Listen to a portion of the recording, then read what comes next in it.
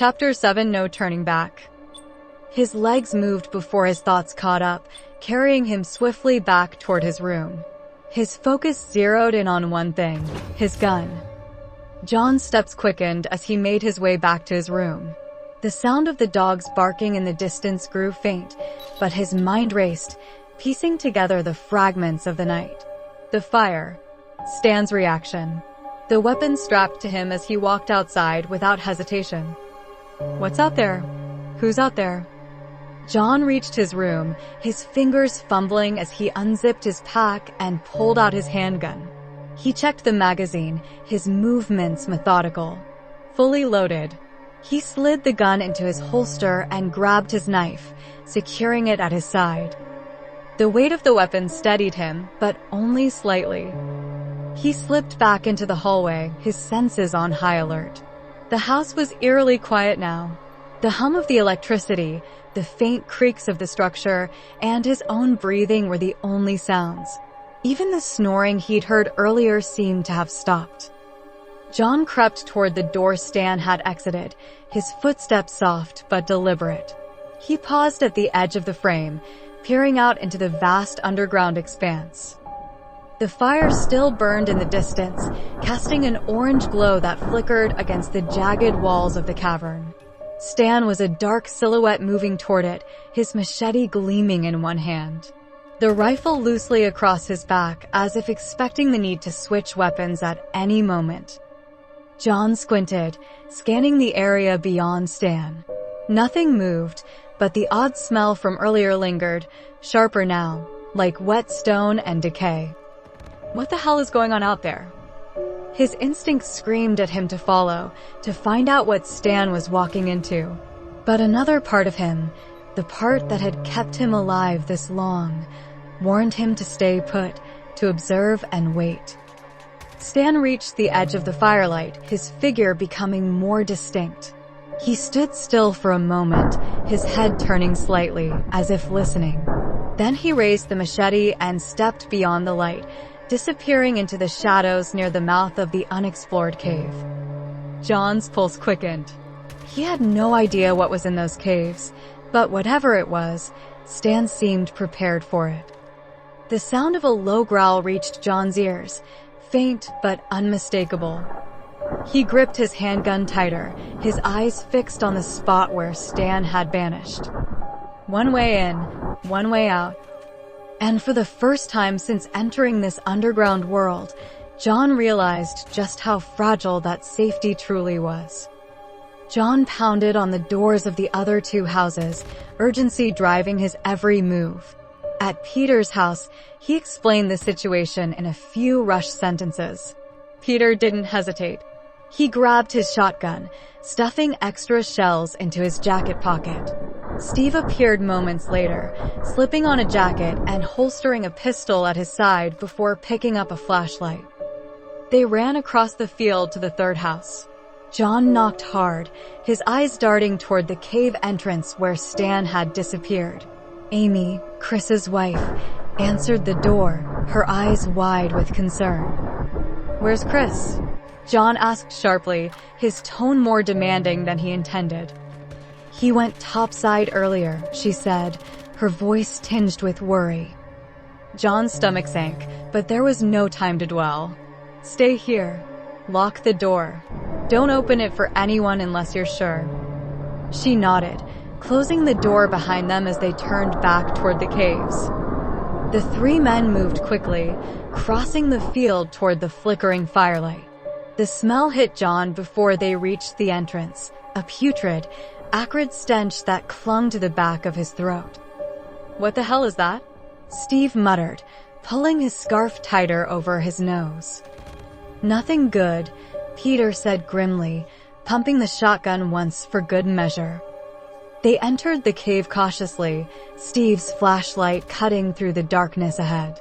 The beam illuminated jagged rock walls slick with moisture, the shadows shifting in unsettling ways.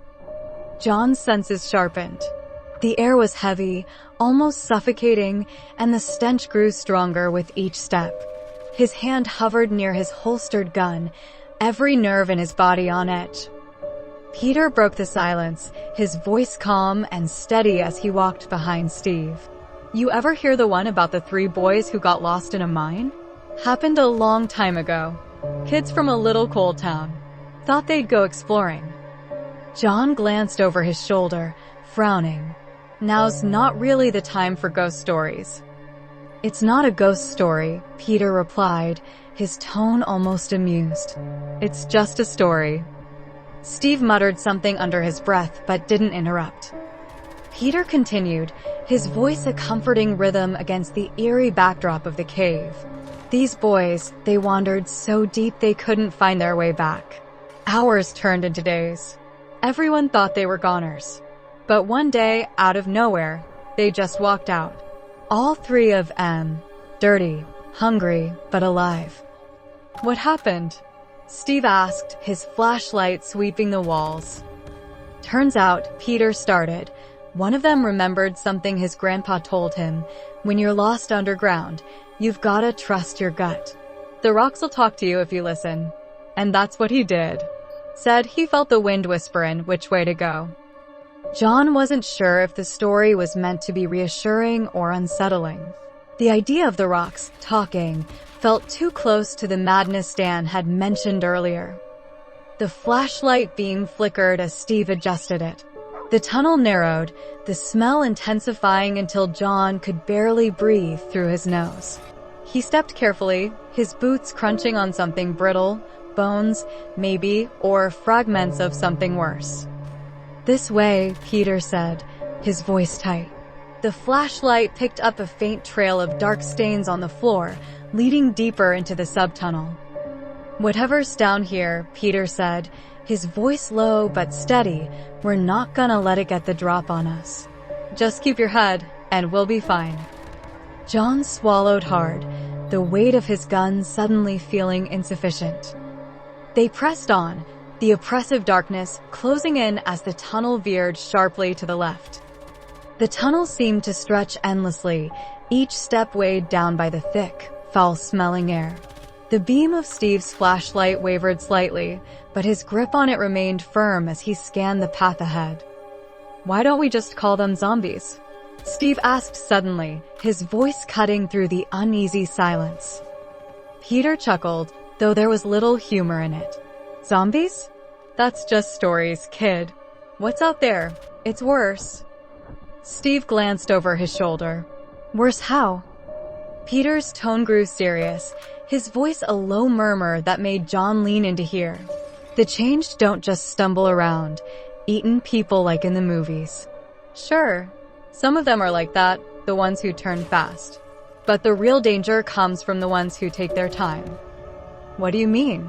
John asked, his hand resting on the butt of his pistol. Peter sighed, as if dredging up memories he'd rather forget. When the infection hits, it takes hold quick. Everyone gets sick. Most people died outright, couldn't handle it. But those who died fast, they were the lucky ones. They turned primitive, nothing more than animals. Dangerous, yeah, but nothing you can't handle with a steady aim.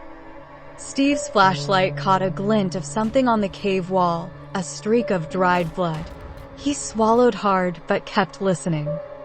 Peter continued, his voice dropping even lower. But the ones who didn't die right away, the ones who fought it off for days, weeks, they changed differently. They're smarter, stronger. Some of them walk right, talk right. They could fool you if you weren't paying attention. And when they get you, they're fast. Faster than any of us. Steve stopped walking for a moment, his hand tightening around the flashlight. You're saying some of them, they can think? Peter nodded grimly. Think, plan, adapt. I've seen it. And trust me, kid, you don't want to meet one of those kinds. They're the reason we don't go topside unless we have to. John felt a chill creep up his spine, the weight of Peter's words sinking in. The idea of change that were more than just mindless beasts was terrifying. It made the faint sounds echoing from the depths of the cave seem all the more sinister. So how do you know who'll turn what way? John asked, trying to keep his voice steady. You don't, Peter replied. But I've noticed. The ones who fought it longer before dying, they were always the tough ones. The ones who could handle pain, survive when others couldn't. The infection eats you alive from the inside, but if you hang on long enough, it's like it burns something new into your brain. And when you die, he trailed off, shaking his head. Steve shivered, adjusting the grip on his pistol. That's why they're the changed, not just zombies. Exactly, Peter said, his voice like gravel. Don't underestimate kid. And don't ever assume you're safe just because they're not banging on your door. The group pressed on, the tunnel growing narrower and darker. The faint smell of rot now seemed to permeate their clothes, sticking to their skin like a second layer. Keep your wits about you, Peter muttered, gripping his shotgun tighter. We're not alone down here.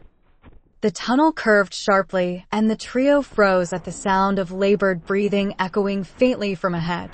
Steve's flashlight beam wavered as he scanned the darkness, the faint metallic scent of blood mingling with the stench of decay. Someone's there, Steve whispered, his voice tense. John's grip on his pistol tightened. Stay sharp.